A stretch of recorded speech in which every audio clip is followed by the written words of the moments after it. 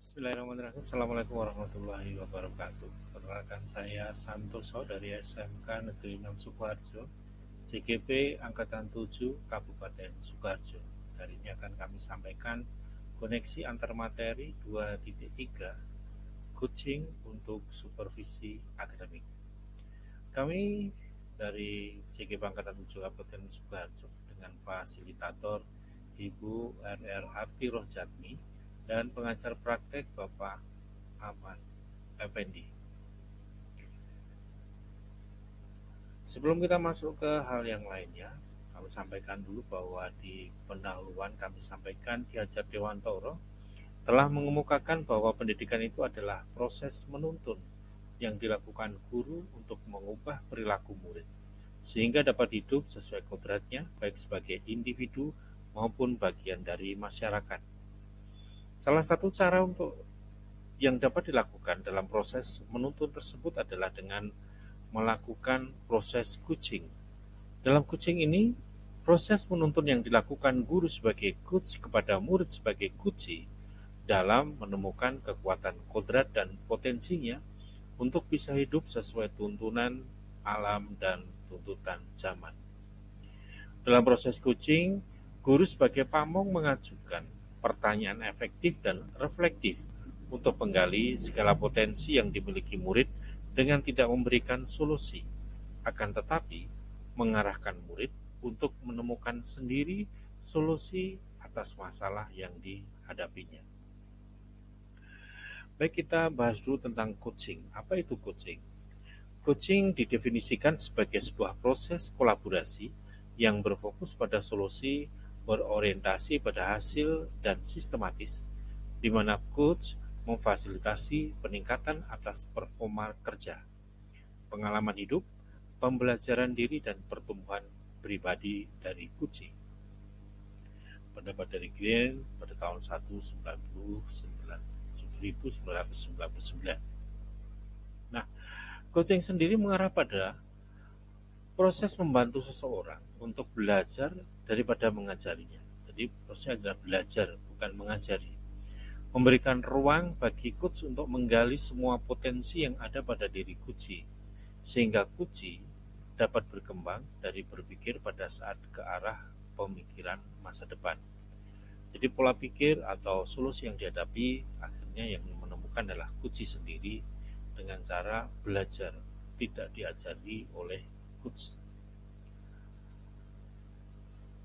Dan pada proses coaching ada beberapa paradigma berpikir. Yang pertama adalah fokus pada coachee atau rekan yang dikembangkan atau siswa yang dikembangkan. Jadi fokusnya kepada siswa ataupun rekan sejawat yang kita ajak kolaborasi.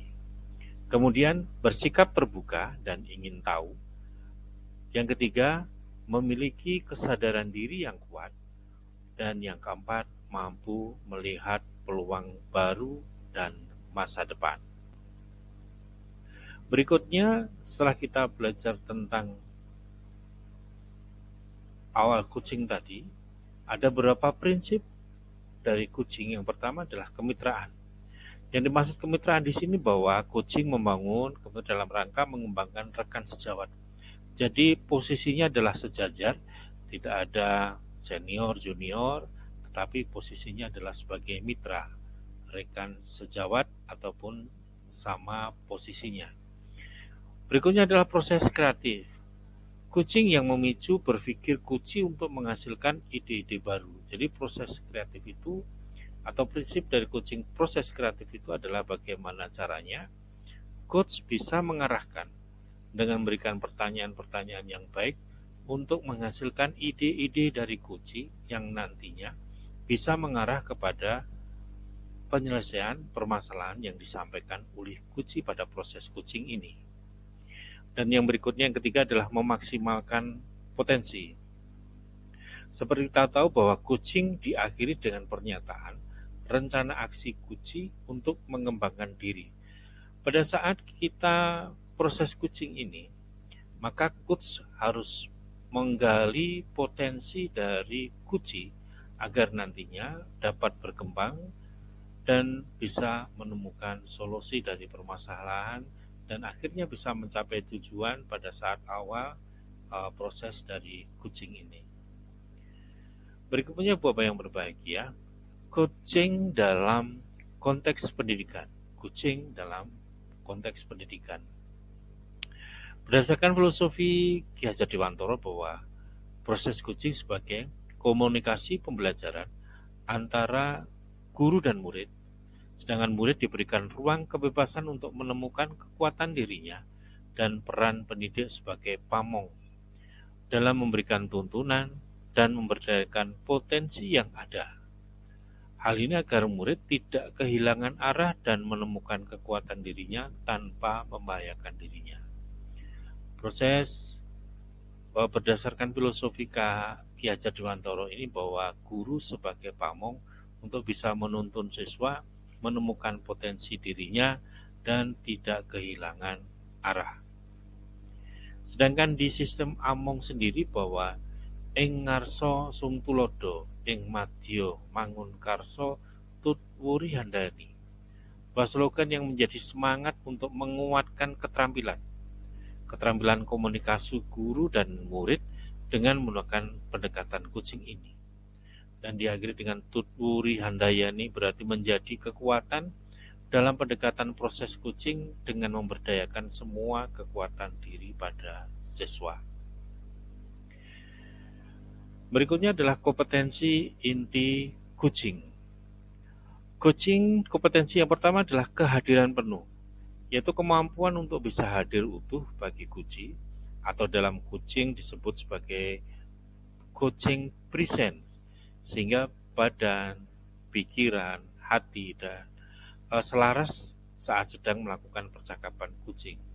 Jadi hadir sepenuh hati dengan pikiran, badan, semuanya tercurah kepada coachee yang kita hadapi, karena pada proses coaching ini hasil yang diharapkan adalah ketercapaian tujuan dan bisa memberikan solusi pada masalah yang disampaikan oleh coachee. Kemudian kompetensi yang perlu dimiliki juga adalah mendengarkan aktif. Seorang coach yang baik akan mendengarkan lebih banyak dan lebih sedikit berbicara, karena fokus dalam coaching adalah coachee atau mitra bicara kita. Jadi pusat komunikasi adalah pada coachee untuk mencari potensi diri, baik itu potensi diri maupun profesional dari coachee. Nah, hal ini bisa tumbuh dengan cara mendengarkan lebih banyak. Berikutnya adalah mengajukan pertanyaan berbobot. Potensi inti dari coaching yang ketiga adalah mengajukan pertanyaan berbobot, menggugah orang untuk berpikir dan menstimulasi pemikiran coachee. Pertanyaan berbobot juga memunculkan hal yang mungkin belum terpikirkan sebelumnya. Kemudian bisa juga untuk mengungkapkan emosi atau nilai dalam diri yang dapat mendorong coachee untuk membuat sebuah aksi bagi pengembangan diri dan kompetensi. Lewat kompetensi mengajukan pertanyaan berbobot inilah nantinya diharapkan potensi dari coachee akan muncul, hal-hal yang belum diketahui akan diketahui, kemudian ungkapan emosi atau nilai dalam diri akan muncul sehingga potensi dari coachee akan bisa dimaksimalkan, selanjutnya bisa menyelesaikan solusi dari permasalahan yang dihadapi. Berikutnya setelah kompetensi inti dari coaching bahwa dalam proses coaching ini percakapannya berbasis pada tirta. Tirta ini adalah sebuah akronim yang artinya T itu adalah tujuan. Bahwa di awal coach dan coachee harus menyepakati tujuan pembicaraan yang akan berlangsung. Idealnya tujuan ini datang dari coachee karena coachee lah yang memiliki permasalahan, sedangkan coach nanti akan mengarahkan, menggali, dan memberikan atau memunculkan potensi dari coachee. Proses berikutnya adalah tirta. Tirta yang kedua adalah identifikasi.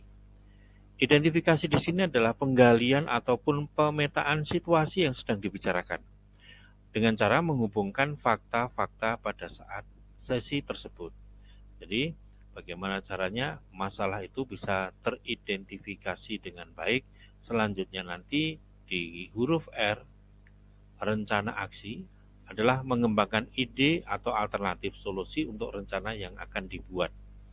Ide dan atau alternatif itu akan muncul setelah kita mendalami penuh tentang identifikasi permasalahan ini, menghubungkan situasi sekarang, situasi yang dibicarakan dengan fakta yang ada. Setelah ada rencana, ada identifikasi, ada tujuannya, yang terakhir adalah tanggung jawab. Nah, ini yang menjadikan komitmen dari tujuan awal bahwa coaching ini untuk mencapai hasil yang diinginkan dengan cara membuat komitmen atas hasil yang dicapai untuk langkah selanjutnya. Jadi langkah selanjutnya tidak hanya berhenti pada saat proses coaching, tapi alternatif-alternatif yang diberikan oleh coaching itu adalah yang harus bisa dimunculkan atau dimaksimalkan. Beberapa yang berikutnya adalah pengalaman reflektif terkait pengalaman belajar modul. Emosi yang kami rasakan adalah kami tergugah untuk lebih giat belajar, mendapatkan pemahaman yang baik tentang coaching untuk supervisi akademik. Dan yang kedua, tertantang untuk memperbanyak praktik coaching dengan murid dan rekan sejawat agar mendapatkan keterampilan yang baik sehingga ke depan bisa melakukan coaching untuk supervisi akademik. Kemudian, hal yang sudah baik dan perlu diperbaiki adalah mendapatkan pemahaman materi coaching dan kami sudah juga mempraktikannya terkait dengan kompetensi coaching yang baik. Yang kami perlu perbaiki adalah kehadiran sepenuhnya.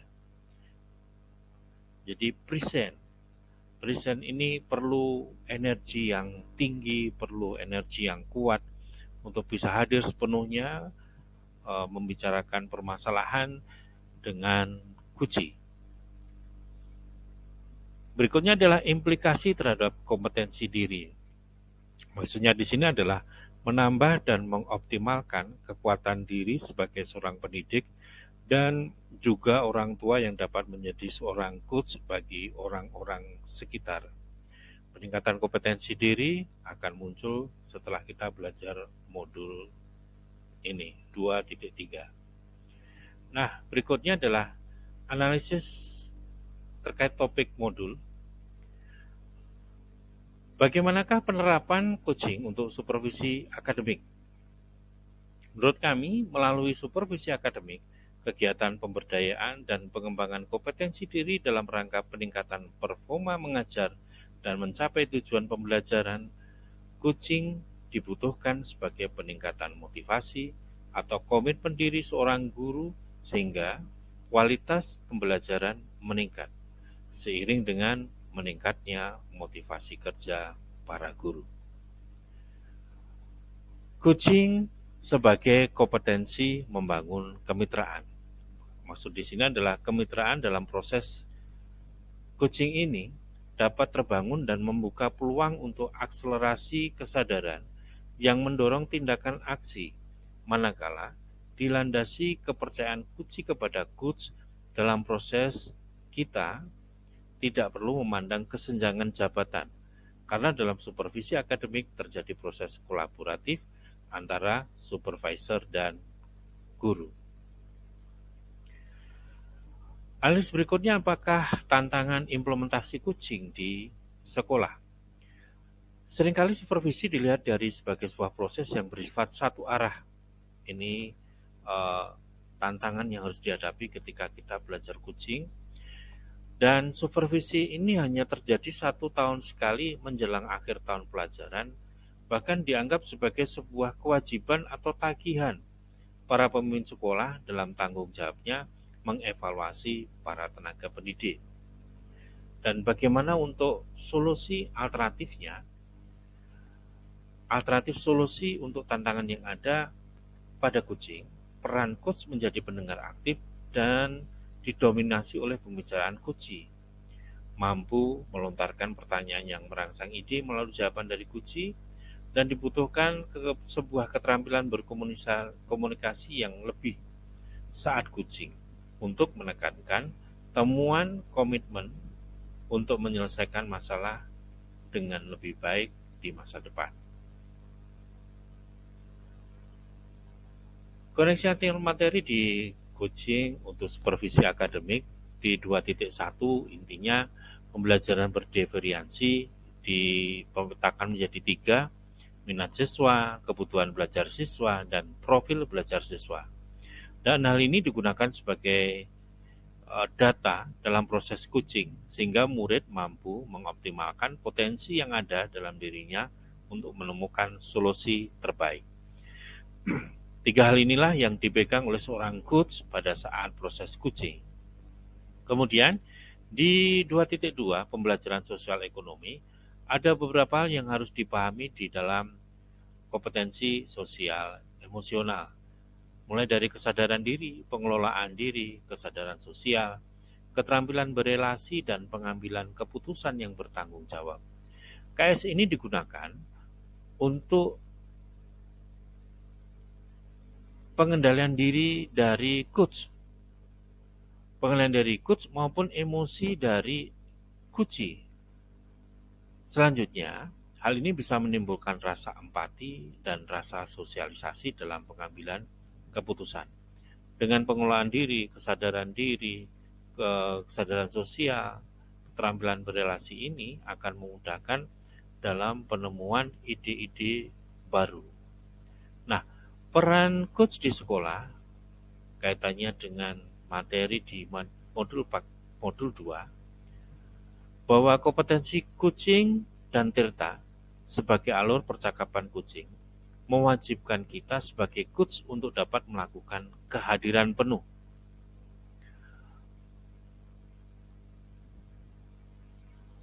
Salah satunya dengan kegiatan stop dan mindful listening yang telah dipelajari di modul. Berikutnya adalah pembelajaran sosial dan emosional.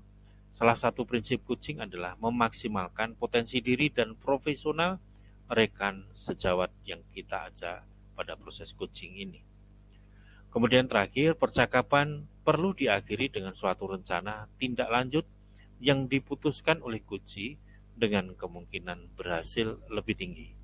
Karena dikarenakan potensi coachee beragam, maka keterampilan sosial emosionalnya diperlukan untuk memaksimalkan potensinya.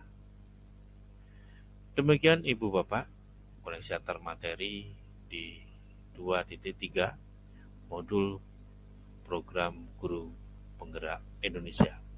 Terima kasih atas perhatiannya. Saya Santoso dari SMK 6 Sukoharjo. Guru bergerak Indonesia maju. Terima kasih. Assalamualaikum warahmatullahi wabarakatuh.